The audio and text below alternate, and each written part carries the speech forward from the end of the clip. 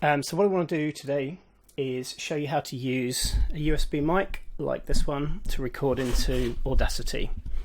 I've got the USB mic set up, plugged straight into my laptop, and I haven't got a pop shield for it, so I'm not singing straight onto it. I'm singing just off to the side. It seems to capture a pretty good signal despite that. So once you're in Audacity, you need to control what device is playing back and recording. I've got my headphones plugged straight into my laptop, so there's this speaker here.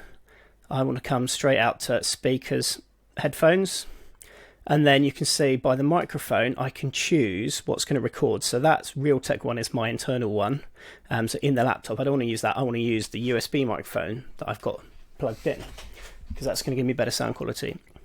Now the next thing you need to do is keep an eye on the levels. So can you see at the top, click start monitoring?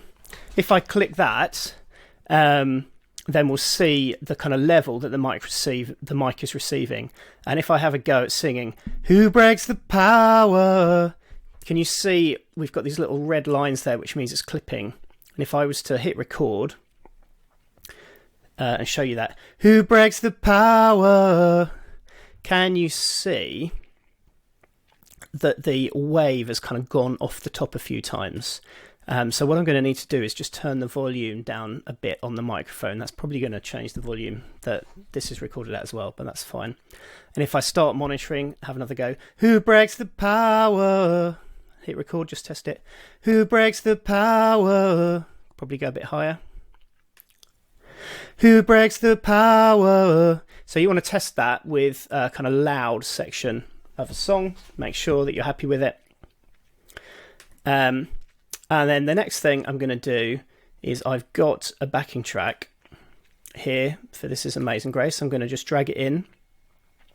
If you didn't have a backing track, you could use generate rhythm track, and that gives you the option to generate a clicking that you can use like a metronome. So what I'm going to do, and this is where the new versions of Audacity are different. To record, I have to either hold Shift R or hold Shift and click on the record button, and that is going to record me a new track. So I'm going to get a new track underneath the backing track. I'm going to be hearing the backing track in my headphones, and I'm going to be using the microphone to record on this new track. There's going to be a count-in, then I'm going to clap, and that's going to help line things up later.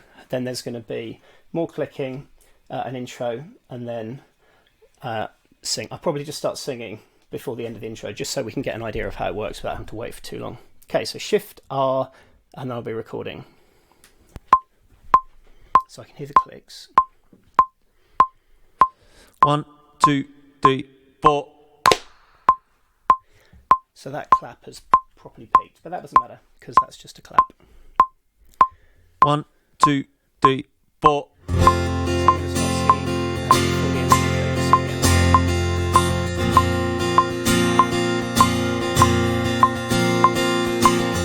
Who breaks the power of sin and darkness, whose love is mighty? Okay, so I'm going to stop before the actual song comes in. But at this point, if I was to mute the track, so I've clicked the mute button on the backing track, click and find a place where I started singing and hit play. Who breaks the power of sin and darkness? We can hear that there's no background noise. It sounds pretty good. There's probably enough level. Possibly could have the volume a bit higher, but at the same time, I don't want things to overload.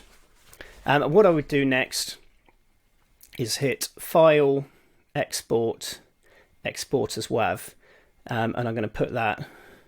I had a folder in desktop called Audacity Demo. I'm going to call it This Is Amazing Grace Vocal. And because I muted the backing track, that won't get written out. I'm going to hit save. Okay. And then it's always worth just having a listen back and making sure what happened is what you thought happened. So I'm just going to double click on the WAV, make sure, if I just fast forward a bit, the intro just so we get an idea. Okay, so I can hear me. It breaks the power. Singing. So that's worked fine. The last thing to note is if you did want to listen to this back, this actually doesn't look too bad. But with a USB microphone, there can sometimes be a bit of a delay in the recording. So if I was to select around the click and use this button here to zoom in, you can see that my clap is a little bit behind the clap on the track. So what I can do is highlight that bit and press the delete key on my keyboard, and that will bring everything into line, and I'd be able to listen to it back kind of in line at that point. There is an option in the preferences to do with latency where you can compensate for this, but that's just kind of the easiest way to get started. So make sure that you kind of use this click to start monitoring. Make sure you choose the right microphone, choose the headphones, make sure that you use shift and record to do record, which gives you a new track. Otherwise it'll just add it onto the end of the backing track, which probably isn't what you want.